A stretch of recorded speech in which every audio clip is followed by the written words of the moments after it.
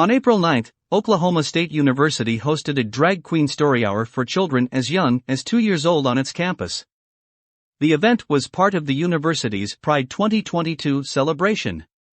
A description for the program stated 2 drag performers would read books to all attendees and that the drag queen story hour was geared toward children between the ages of 2 to 8, but that all ages were welcome to join in on the fun. You heard right. A major university, paid for by the good conservative citizens here in the heartland of America, is openly declaring that it is working to groom our children and that they are starting when they are as young as 2 years old. This nonsense is pervasive across our nation. What happens in Vegas doesn't stay in Vegas. If it's happening in Oklahoma, it is happening in your own backyard. You've been told before of the Chicago Public School District, where they now provide prophylactics to all 5th graders throughout the city's school system because they want to make condoms available to students when they think they need them. You've been told before of the Arizona Department of Education's promotion of books and research papers that claim babies as young as 3 months old already harbor sexual biases that demand the state's intervention. You've been told before of New York City's Justine Enfant, who proudly defends teaching 1st graders in Manhattan how to masturbate while at the same time teaching porn literacy to juniors at New York's Columbia Grammar and Prep. And then there is the National Education Association. You've been told before of this organization's official declaration at its last annual conference, where its members voted to codify the following: we resolve to develop a study to critique cis-heteropatriarchy. In other words, the NEA is telling you straight up that they will be teaching your children that 2-parent families, traditional morality and heterosexual fidelity should be dismantled and replaced by their neo-Marxist sexual nihilism. You've been told before of Bartlesville Public Schools in Bartlesville, Oklahoma, where they now openly promote Toni Morrison's book, The Bluest Eye, which includes a full-page salacious description of a father raping his daughter. You have been repeatedly told of all of this. You've also been told of last summer's production of the San Francisco Gay Men's Choir, where they sang over and over and over again, "We'll convert your children." It happens bit by bit, quietly and subtly, and you will barely notice it. We'll convert your children. Yes, we will. There's really no escaping it. We'll convert your children. We're coming for them. We're coming for your children. We're coming for your children. We'll convert your children. The bottom line is this: your public schools are grooming your children. This is just a fact. They admit it. They are doing it openly and without apology, and they are starting before your children can even recite their ABCs. This is not a QAnon conspiracy, nor is it the moral panic of homophobic conservatives who are just freaking out. This garbage is real. It is simply and clearly a fact. But there's more. Not only are your local schools abusing your sons' and daughters' hearts, minds and souls, but they are also abusing their bodies. America's public schools have become hunting grounds for sexual predators. Chris Rufo reported the following: the most comprehensive analysis concerning sexual abuse in America's public schools, published by the U.S. Department of Education, estimates that nearly 10% of K-12 students have been victims of sexual misconduct by a public school employee. In case you missed it, Mr. Rufo just shined a light on the ugly fact that our own government is admitting our public schools are sexually abusing 10% of your children. That's more than 4.5 million children nationwide. In 2014, the Government Accountability Office published a report warning of all this. They said that public school employees were grooming students with the intent to perpetrate future sexual abuse or misconduct. That misconduct includes grooming and chemically castrating your child to validate their woke agenda. They told us that educators were exhibiting patterns of grooming behaviors such as sexually charged communication aimed at explicit sexual contact with the child. Pushing drag queen story hours for 2-year-olds at Oklahoma State. Distributing condoms to 5th graders in Chicago. Teaching masturbation to 1st graders in New York. Fixing sexual biases of 3-month-old babies in Arizona. Critiquing cis-heteropatriarchy at the National Education Association. And readings on salacious incest in Bartlesville. Maybe when they tell us, we'll convert your children, We're coming for them. We're coming for your children. We're coming for your children. We should start believing them. There are way too many people arguing way too hard to tell kids what they do with their peepees. To explain critical race theory, it helps to begin with a brief history of Marxism. Originally, the Marxist left built its political program on the theory of class conflict. Karl Marx believed that the primary characteristic of industrial societies was the imbalance of power between capitalists and workers. The solution to that imbalance, according to Marx, was revolution. The workers would eventually gain consciousness of their plight, seize the means of production, overthrow the capitalist class, and usher in a new socialist society. It failed, over and over and over.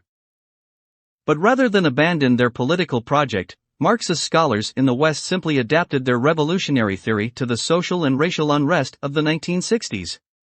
Abandoning Marx's economic dialectic of capitalists and workers, they substituted race for class and sought to create a revolutionary coalition of the dispossessed based on racial, ethnic, or more recently, gender categories. Critical race theory is an academic discipline, formulated in the 1990s and built on the intellectual framework of identity-based Marxism. Relegated for many years to universities and obscure academic journals, it has increasingly become the default ideology in our public institutions over the past decade.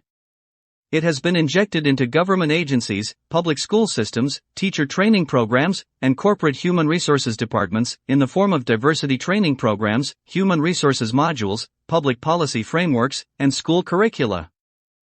Basically, they're indoctrinating your kids to be good little communists.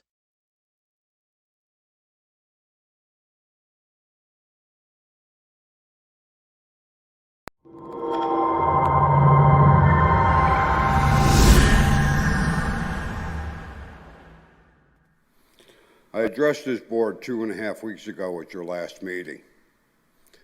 I was advised that this person or that person would be getting involved.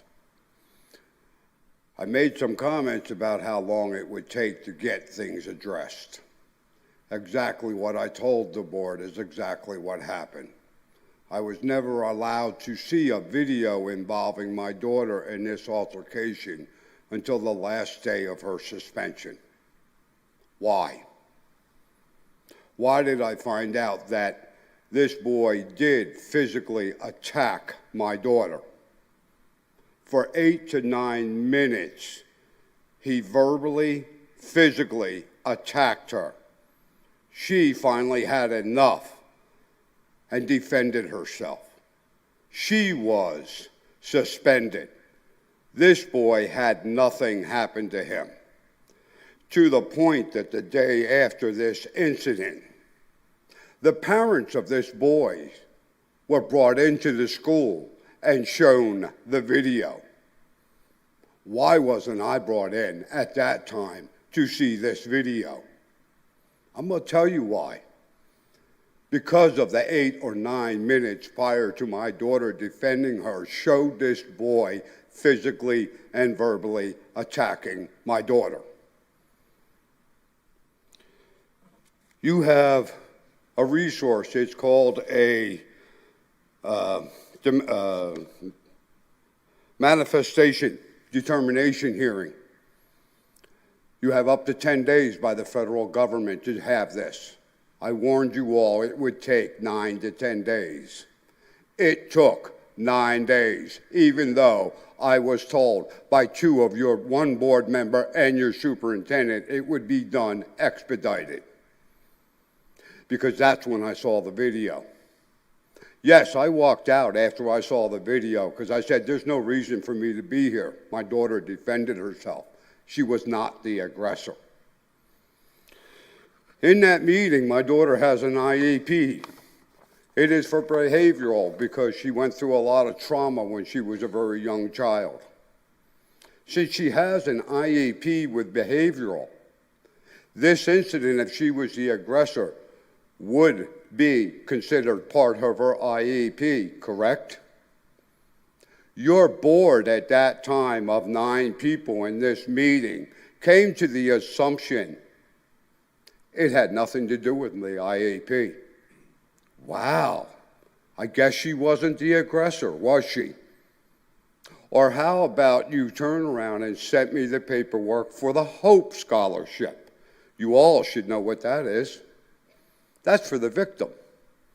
Why do you send the paperwork for a Hope Scholarship to the aggressor? Because again, my daughter was not the aggressor. My daughter was threatened the same day after the incident by your resource officer, your principal, and such. She was told she's lucky she wasn't charged. My daughter was smart enough and said, please charge me.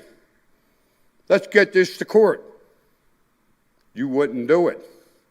The resource officer didn't charge. Yes, I'm in contact with OCPD right now because they even admitted this boy physically stomped on my daughter's foot. You have a zero contact rule in this school, don't you? So why did you go after my daughter? You have one. Why does Nancy turn around and refuse to respond to messages until after I tell her last night, you never watched the video, did you? Why does your superintendent refuse to answer the question? It's a yes or no question. Did you or did you not see my daughter being physically and verbally attacked by this boy? Her response, well, Mr. Ennis, you need to. No, I don't need to, nothing. It's a simple yes or no. Ask your attorney. Why are you people attacking the victims? I will stay until after this board meeting.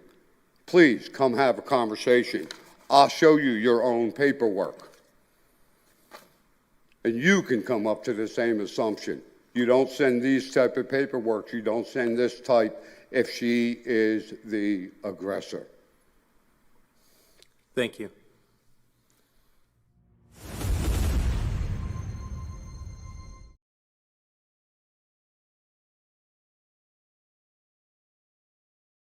You know you're in a cult if 1. You believe you are what your imagination says you are. Delusional, characterized by or holding false beliefs or judgments about external reality that are held despite incontrovertible evidence to the contrary, typically as a symptom of a mental condition. You know you're in a cult if 6. You believe reality isn't real. Delusional, characterized by or holding false beliefs or judgments about external reality that are held despite incontrovertible evidence to the contrary, typically as a symptom of a mental condition. You know you're in a cult if 10. Thanks to Jamie Lee Curtis, who didn't know how many Oscars she'd won, them can't count. You know you're in a cult if 11. You will cry in protest to take a real black woman off a syrup bottle and a Quaker off a box of oats named Quaker Oats, only to put a fake white woman on a beer can. All while saying, I can't believe they're so upset over a beer can. Bud Light parent Anheuser-Busch's stock has lost $27 billion over Dylan Mulvaney. You know you're in a cult if 13. If you get triggered because someone doesn't think you're special because you were born into one of the CRT-approved victim groups, they believe deeds and personal responsibility warrant pride. You know you're in a cult if 18. Lost your shit over To Kill a Mockingbird and Huckleberry Finn but are screaming about banning books with gay sex and masturbation in school libraries. Even though the books aren't banned, you can purchase and beat off to them at your leisure. You know you're in a cult if 20. Will lie even with irrefutable evidence. You know you're in a cult if 21. Being so filled with hate, you will groom, mutilate, and murder your own children, all while calling your opposition fascists.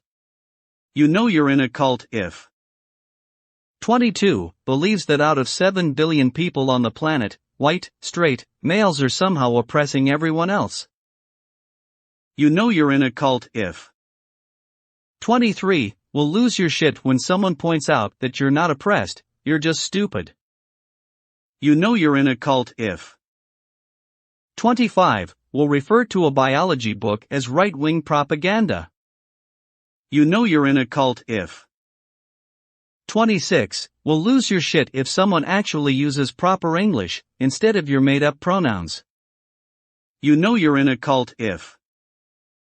32. Are the same people who say you can't indoctrinate kids to be gay with a book or a drag show, but continually accuse the church of doing that very thing. Although religion isn't taught in schools, and you're not forced to go to church. You know you're in a cult if. 33. When someone is simply talking science and common sense, you will try to bring religion into it. Well, you know the church. Well then, don't go to church.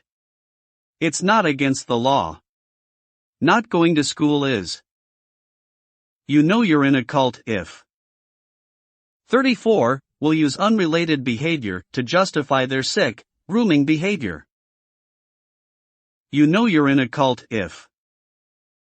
38. You resort to insults as you can't handle the truth. Delusional, characterized by or holding false beliefs or judgments about external reality that are held despite incontrovertible evidence to the contrary, typically as a symptom of a mental condition. Patients with schizophrenia may show dysfunctional impulsivity and impulsive aggression. You know you're in a cult if. 39. Will lose your shit when someone says you're in a woke cult, and to prove you're not, you do the things on this list over and over and over. You know you're in a cult if. 40. Will accuse your opposition of that which you are guilty. You know you're in a cult if. 46. Consider chemically castrating a pedophile horrible and inhumane, but chemically castrating a child just dandy.